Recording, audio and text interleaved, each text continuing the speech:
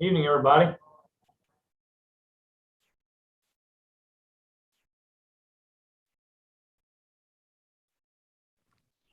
Muted. Calling in from there, Commissioner Sanders. Why don't you enlighten everybody?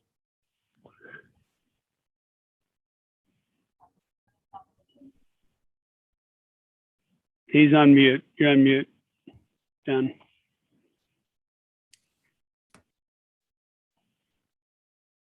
I'm actually at a airport across from Miami International Airport. We've been down in the Keys for the last week, and we came here, and we're flying home tomorrow morning. So we're staying close to the airport. How convenient. You were in the Keys. Nice. Yeah, right. Hey, somebody's got to come down here. Might as well be me, right? That's right. That's right. Well, thank you for joining, Mayor, and thanks everybody. So let me just give it another minute. So I see Kelly, I see Ron, Martin. Susan, Pete. So Mr. Shenike just let me know he's unable to make it. Okay. And Pete and Jack. Here comes Jim. If you want to give it a minute, and then I'll do a roll call to verify everything there, Mr. Commissioner. Or you? Perfect. That works perfectly. Jack is having trouble joining. Okay.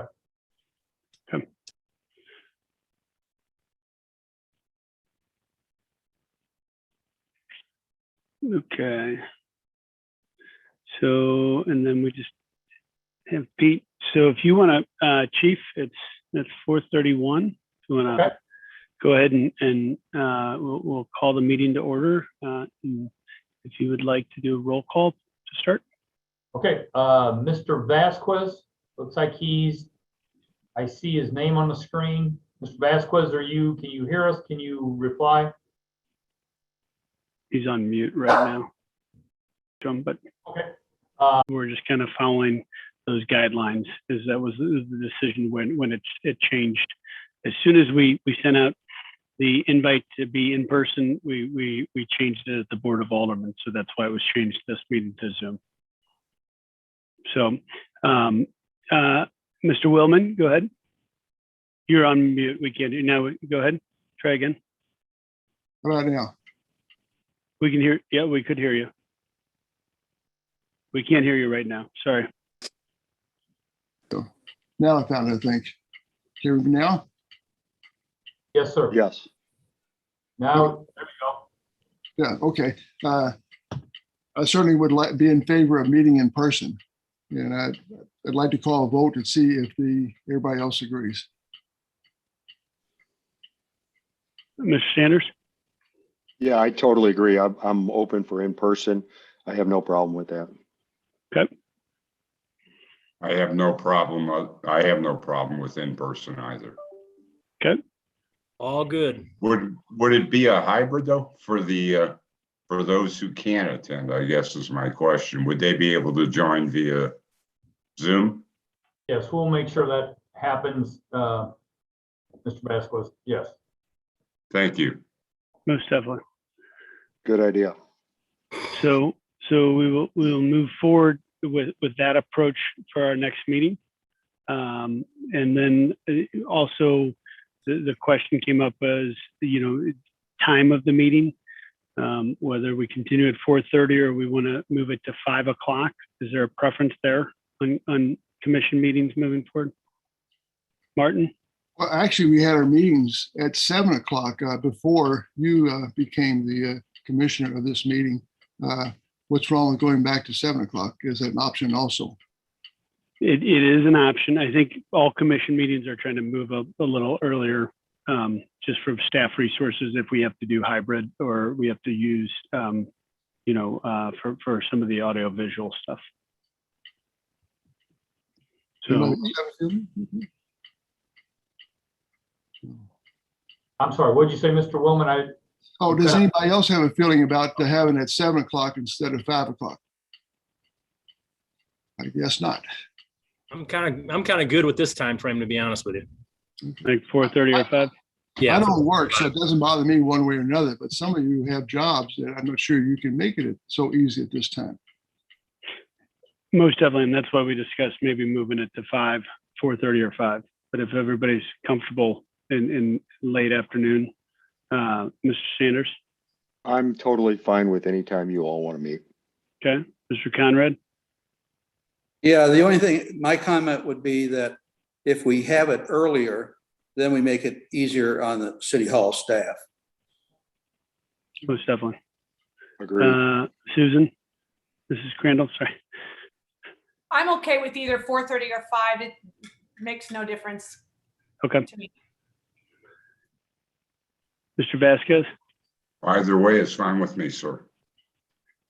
okay, Mr. I always say it wrong, Caracas, Kelly. Either way, it's fine. 4:35 work perfectly for me. Okay. Great. All right. So we'll go ahead and get that handled and those two items addressed. The second item in preparing for this meeting and meetings in the future, we had moved, since we hadn't had a commission and we also went to Zoom, to monthly meetings. And if there were items that were available for the commission to meet on, we just kept the monthly meeting. And then if it wasn't needed, we would cancel. Talking today and preparing for this, one of the options would be going back to an every other month meeting and not having the canceled meeting. If that is a better process, and just as we look at the meeting format in person, and then also every other month or just have it every month. And if there's nothing, cancel. Does anybody have any feelings or comments on that? I do. Okay. I think every other month with the option, if there is something coming up, to have it in the months that we're not generally scheduled, instead of having it every month and then cancel. Good. That can happen, Mr. Commissioner. If there's something, I'm sure Chief Sadler agrees, that if there's something vital that we need to bring up to the board, we can always call a meeting if needed. But we would make sure that it's always the last Tuesdays, so it's not really bothering everybody's schedule, that we kind of keep it on a quasi routine if needed. Yeah. Susan, you say your hand up? And I could probably figure this out if I went and look back at the calendar, but is the meeting a set Tuesday, like the 3rd or 4th Tuesday? It seems like they've moved around a little bit. Last Tuesday. Always the last Tuesday, no matter how many Tuesdays in the month. Okay. Yeah, last Tuesday. Yeah, and I think that's why it feels like it moves around, because that some Thank months you. have 4 and some have 5. So yeah, the last Tuesday of the month. Okay, Okay. thank you. All right. Everybody's in favor of making them every other month, and then if we need something, we'll call it for that month. Yes. Yes.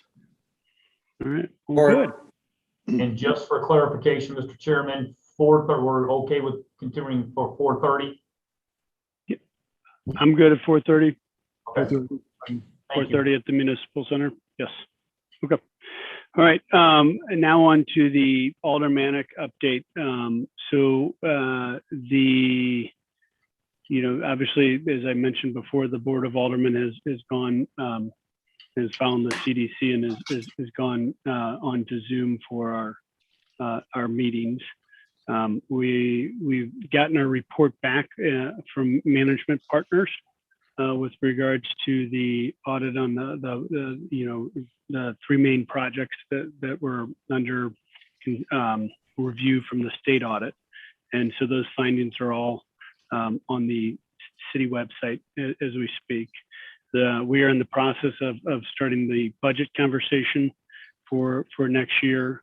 We're still working with the Chief Sadler and working on the extension with the fire and EMS contract.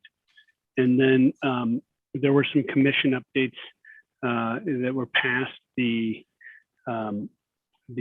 art and conservation commissions have dissolved, and they're kind of, those roles are being moved into Parks and Trails and Parks and Rec from that commission as we're organizing and kind of reallocating just focus in some other areas.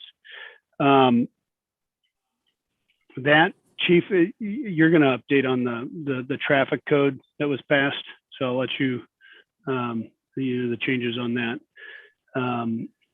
Other than that, it's, summer's kind of going through, and we have, outside of one discussion potentially is Public Works is reviewing a lot of requests for gates on, on properties and in subdivisions, which, is on our next Board of Aldermen meeting. We have, I think it's 5 or 6 gates that are seeking approval on either major roads or for residents that we have there. And I don't see Mr. Shelton is on vacation, so he doesn't have an update. So we're going to move into, and then is Fire Chief Phipps on here, Chief? Can I ask a question about the Aldermanic? Yes, most definitely. I don't know if you can see this. I get this in the mail 3 or 4 times a year. It talks about the septic tank, but you can see it's got the logo of Town and Country in it. Most definitely. What does Town and Country have to do with wanting me to buy a insurance policy on my lateral septic tank? And why do I get that from the city of Town and Country instead of the people who are putting it on? It's almost like a robocall because it just keeps coming. It looks like this. The Boulder Aldermen and the Public Works have approved the use of our logo in their literature because there's confusion when it comes on the opposite side when they don't have it and you don't realize it. So all Town and Country residents, the lateral to the street is responsible in from the street is responsible the responsibility of the homeowner. All right. I agree with that, but why are you trying to sell us insurance? It sounds like Town Country's trying to sell us insurance. That's what it looks like it's coming from. So and I can revisit that with the comments. We've had this conversation before, and I can have Mr. Shelton follow back up with the reason. But there is a logic to the reason because some of the confusion both ways, and it still is confusing when they send it to you. Well, I hope Town and Country gets some money for this. Unfortunately, we don't. But so no, yeah, most definitely. So unfortunately, we don't. But I'll have Mr. Shelton fall back up because that is an item that I know we spoke on, and when we discussed it, it did make sense from that process.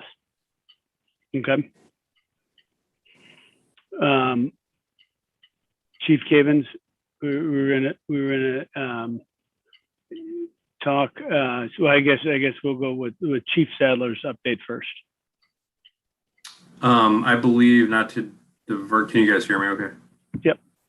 I think Mr. Conrad had a question before I get started, unless he had it answered. He had his hand up. Yeah, well, I'm sorry. Thank you. Yeah, thanks. My question was previously, until I don't know the last year or so, we used to address all the commissioners by their first name. And unless somebody has objections to that, I think that's something we should do. This isn't a real formal thing. I'm good with that. I'm good with that. Sorry, I was looking around. Yeah, I'm good with that, Jim. Okay. Thanks. Yep. All right. So Chief Sadler. I'll be very brief. Thanks for having me. The bulk of our time, honestly, has been spent working with City Administrator Shelton on working on a new contract and getting those details all worked out. A lot of different projects going on and a lot of back to school education, distracted driving simulations are kind of in high gear right now. But beyond that, things are moving in the right direction, kind of returning a little bit to normal in terms of call volume, and all is well. I'll be happy to answer any questions that anybody might have. Yeah, I have a question, Chief, and regard about all these gates, the new gates that are going in. Do you prefer to have a Knox box key access on those gates? They should have redundant key access. We run into a lot of there's some, as with anything with moving parts, there's maintenance issues. And there are times when the audible activation systems don't work, and the remote access doesn't work. So we'll have to use the key. Actually, we've been dealing with some of those here very recently. So yeah, the answer to the question is it's nice having that redundant system. Chief, as I understand it, there's 7 gates in Town and Country. Oh no, More no, than there's a lot more than that. streets, on streets. I'm not talking about homes. And at one time, there was a common code that you could put in and open any of those gates. And also, has the keys been checked on the gates to make sure that they work? That would be a question for Fire Marshal Phipps. I know when we were doing fire prevention, we routinely checked them, but I can't speak to it right now. Martin, I'll check with Fire Marshal Phipps on that. He's on vacation right now. I'll check with him to see when the last time the keys were tested, that they assured the mechanics of it are working properly. Also, our mutual aid, have they also been given keys? Do they have keys, and do their keys work? Those keys are common keys for the Knox keys are common for us. Okay, well, I just remembered a fire that I had that the key didn't work at our gate. And so I just Gotcha. hope it's been checked. Understood. Any other questions for Chief Sadler? Okay. Chief Cavins, do you want to give your update? Sure, thank you, sir. In follow-up to the Aldermanic update that Chairman Martland was speaking of regarding the ordinance updates. In continuation of maintaining our accreditation with the Missouri Police Chiefs Association, we're required to review city ordinances as it pertains to traffic laws on a regular basis to assure consistency with current revised statutes of the state of Missouri. Corporal Duddleston conducted that research and that review of our city ordinances a couple months ago. He discovered just some minor necessary changes that basically all it amounted to was some section numbers that needed to be either added or deleted so that they were consistent with the Missouri revised statutes, which still existed.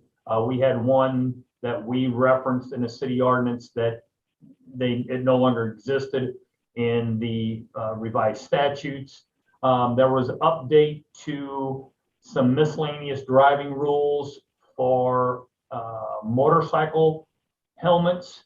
If you all recall, last year we updated that based on the new standard or the new statute set forth by the state of Missouri. However, we missed one sentence. I don't know how it got past us, and we added that. Other than that, there was no real significance to any of the ordinances, just verbiage. Any questions on that item?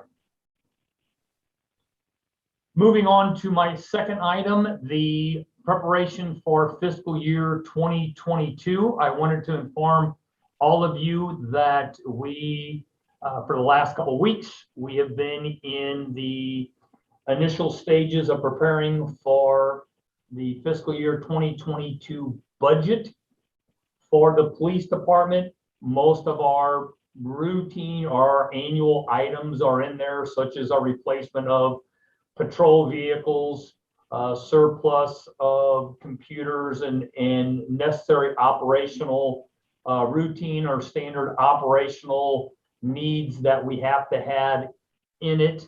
However, there are 3 new projects that I have added to FY 2022. One includes a software application service that we are mandated to have by the Missouri Police Chiefs Association to maintain our accreditation status through the Missouri Police Chiefs. The good thing about this software application is that it also provides an assortment of applications for managing our policies, personnel performance appraisals, and workforce behavioral intervention programs that we have been researching for the last 18 months. So instead of having 3 different software application services, this software application provides 3 in 1. It helps us maintain our accreditation to provide all of our proofs. It allows us to track personnel performance appraisals and evaluations, as well as workforce behavior, or in short, discipline tracking. It also allows us to eliminate a current service that we have for training that's certified by Post. So this service will provide over 40 online training courses that are certified through the Missouri Police Officers Standard Board. And so we feel that this not only is it a mandate, but it is also, it helps us eliminate other costs as well. The second project is property and evidence management software service or application. Currently, to put it bluntly, we have an antiquated process of keeping track of evidence, which increases our risk liability. Evidence will get us the lack of proper evidence tracking, the lack of proper evidence chain of custody, the lack of appropriate means of conducting audit inventories, evidence inventories and evidence audits is a huge risk to any law enforcement agency. We still conduct this in handwritten form, Excel spreadsheets. So this program provides technological advances for submitting, labeling, barcoding, tracking, and inventorying and auditing our seized property of evidence that is well overdue. This will put us into the 21st century, which we've needed for quite some time. It will also significantly reduce staff time to complete all of those processes that are required by state statute, as well as to maintain our certification, or accreditation. The last project that I'm submitting for FY22, last new project is the flock safety camera system. If you all remember, about almost 2 years ago now, we requested your support and recommended to the Board of Aldermen that we enter a memorandum of understanding with the Ellisville Police Department for access to their flock safety camera system to enter and obtain information on vehicle registrations that have been entered as wanted for serious felony offenses and as stolen vehicles or wanted in questioning of serious felony offenses in the area. Well, this camera will be our first to purchase. The camera will enhance our commitment to that MOU with Ellisville Police Department. The camera will also be utilized to enhance a regional crime fighting effort on a more regional scale because currently Clayton Police Department, Creve Coeur Police Department, Chesterfield, Ellisville, Baldwin, Florissant, and St. Louis County have these cameras. So our camera will then communicate with other cameras. The information that we enter will be shared with all of those departments to help us enrich our crime fighting efforts. So those are the 3 new projects that I have submitted for FY 2022. Any questions? Yes, Mark. Is this a fixed camera that's at one location, or is it on a car and it reads the license plates, I take it? No, it will not be placed on a car, but it is mobile. We can fix, so we can stationary it at a location, or we can put it on one of our mobile message trailers, but it does not go on a car. Yeah, Don? So will that actually automatically look up license plates, see if anybody's wanted? If there's a warrant out, it's automatic? Yes, the flock camera system is connected or communicates with Regis and NCIC. So what that means to all of you is that anytime a department enters any department that's communicates with Regis or is connected to NCIC, which is all law enforcement agencies are connected to NCIC. Not necessarily all of them are connected to Regis.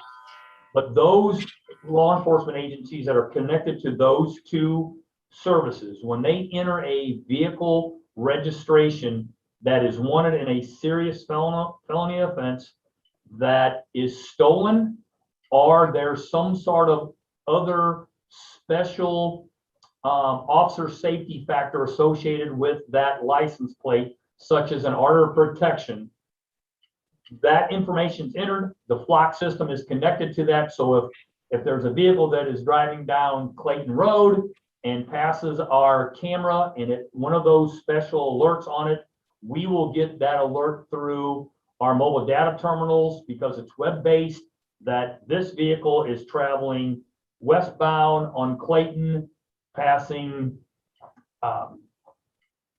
Mason, and we can automatically and quickly deploy units to try to apprehend that vehicle. Excellent. Thank you. But does it have something that sends a message back to you immediately that it's passed, that the car has passed that area? Yes, once that camera verifies that plate within seconds that it's in the Regis or NCI system and is wanted for one of those 3 that I've just explained.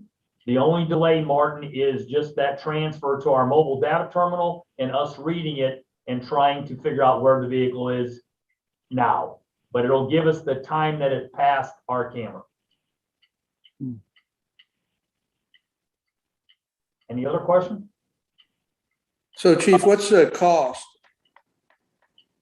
The initial cost is $3,000. That includes the camera and setup, and the camera installation and setup. Yeah, The that sounds ongoing pretty, is $2,500 for year 2. sounds cheap to me. I think that should be a program that you should get a bunch of those around. Well, I do appreciate that. I will tell the commission that is our objective. We would like to have at least 2 more, but because of the cost and being fiscally responsible, we want to make sure that it operates, which we already know, but we want the proof that it's going to operate the way it is, the way it's set up to operate. We have already seen success stories. We hear it on the radio almost daily. Just the other day, I heard Chesterfield communicating with us, Baldwin and Ellisville, that they had just had a flock hit on a stolen car traveling southbound on Clarkson. So we know it works. We've seen it, but being fiscally responsible, we're going to buy one this year. Maybe as time goes on in FY 2022, maybe we can buy another one. But there are programs to where HOAs subdivisions can buy these cameras. And then what we would do, they would be responsible for the purchase and all the maintenance and upkeep. Then we would just sign an MOU with that HOA, similar to Ellisville, that we have access to that information. Or access to that footage. I'm sorry, I said that wrong, Mr. Conrad. Access to that footage. Chief, why do you see that as an improvement over having that camera on a mobile car so that you can attack that car immediately instead of wait until the information comes back to you and then send the car to that spot and try to find the person? Overall, the cost, Mr. Martin, the cost to put them on a vehicle is substantially more. It doesn't sound like an improvement, though. Oh, yes. We're very excited about it. Any other questions? Sounds like a great investment. Thank you, Mr. Vasquez. We think so too. The last item is. Susan had a question real quick. Oh, I'm sorry.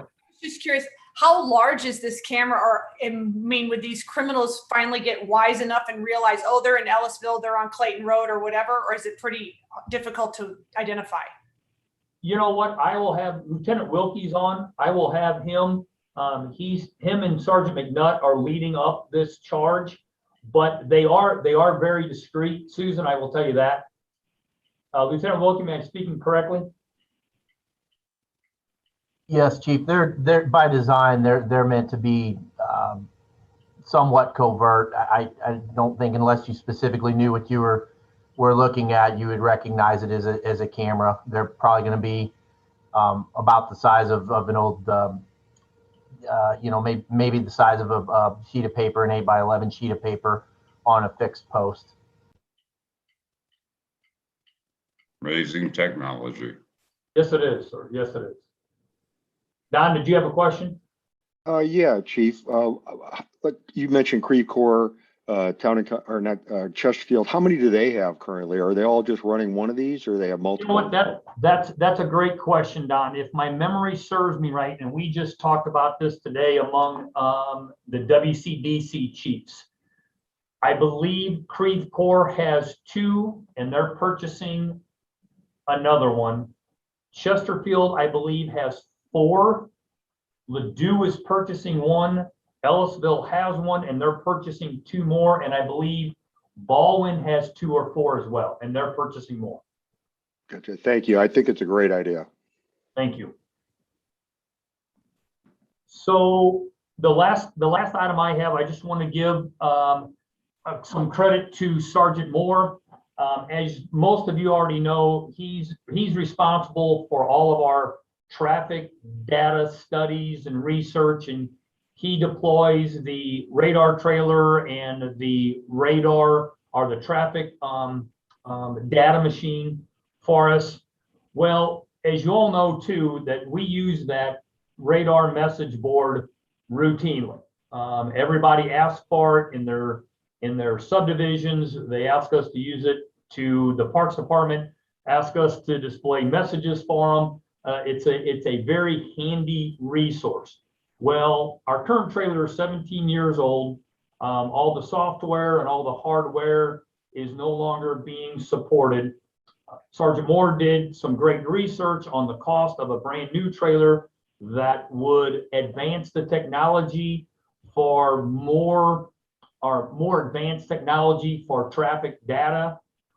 He also did research on a grant, and we were just told about 3 weeks ago that we did, on behalf of Sergeant Moore and his efforts, we have been awarded a grant through the Missouri Department of Highway Safety in the amount of about $21,550, which will absolutely pay for a brand new trailer for us in the upcoming months or at the beginning of the year. So we will now have 2, brand new one, as well as a backup with limited use, but as a backup should we need it. So I'm happy that we're going to get that replaced, and I'm proud of Sergeant Moore that of all of his hard work and efforts that got us that grant. Good. I think that's all I have, Commissioner Mortland, unless anybody has any questions.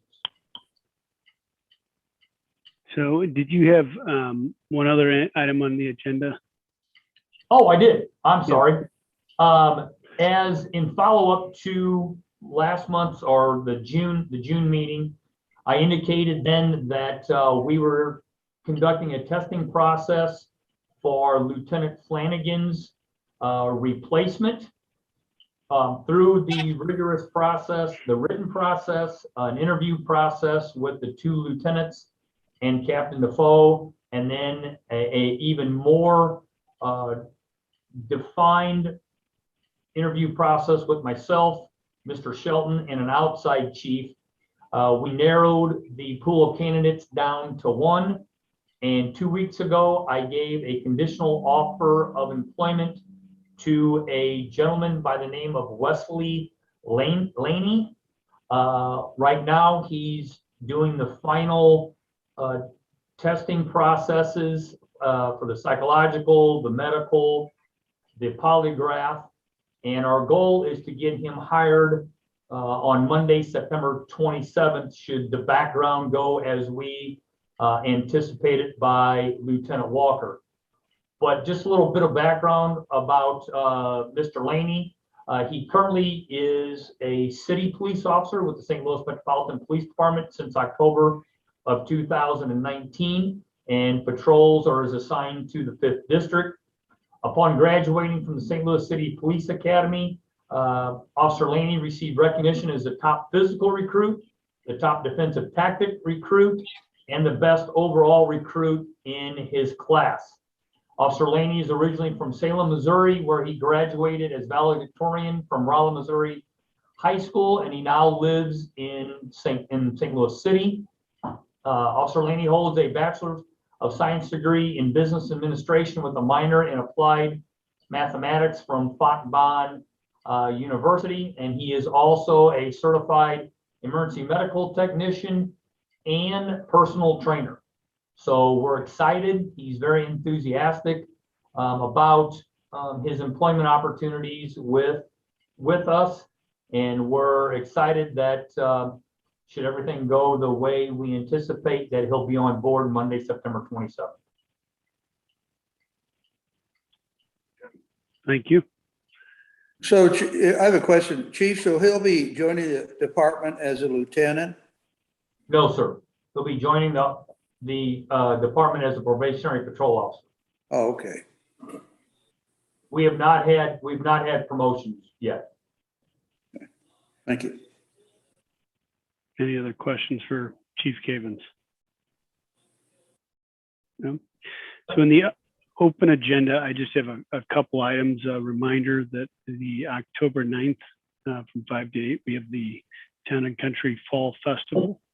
There will be fireworks, so if you have dogs, prepare them. And then a couple overall just staff changes. Pam Wrights is retired this year, our finance director, and Joanne Jaldi, and I'm getting that wrong. You got it, Chief? Jadali. Joanne Jadali is has come in. She has a lot of experience. She's been at the last couple of board alderman meetings. We also have a new director of public works, Michael Zeltman, who started with us this month too in that process. So just from that standpoint, a couple of things. And then we were bringing back up another Lieutenant Flanagan's retirement. I know we went around the commission to do something for him, and we were going to have a going away party or a celebration. And in that process, time, it's really a time issue, time consideration. So if we would like to still do something, we would just be sending him a token of our appreciation if we'd like to move forward with that. I think we should move forward with that, and I'm more than happy to donate whatever I need to do. I think we should do that and honor him for his long, outstanding career. Okay. I agree completely. Most definitely. Okay. So Chief and I will work with you on that, and then and then does anybody else have any other conversation there. Or for an open agenda, anything else that they'd like to discuss? Any questions for either chiefs? I have one thing. Don? I think if we have an in-person meeting the next time, I would love for Chief Cavens to give us a tour of the police department to see the new upgrades and everything. I think it would do everybody well to see actually the environment you all are working in, how much it's nicer now, because I've been in the old one, and I'd love to see the new offices. Great idea. Great idea. Thank you. And if there's nothing further, can we have a motion to adjourn? So moved. All right, Martin and Don is second. All those Yeah, in favor? Second. Aye. Aye. Aye. Thank you all for your time and Thank you, have everybody. a good evening. Thanks, Thank you everybody. much. Stay safe. Bye. Night, everybody. Good evening.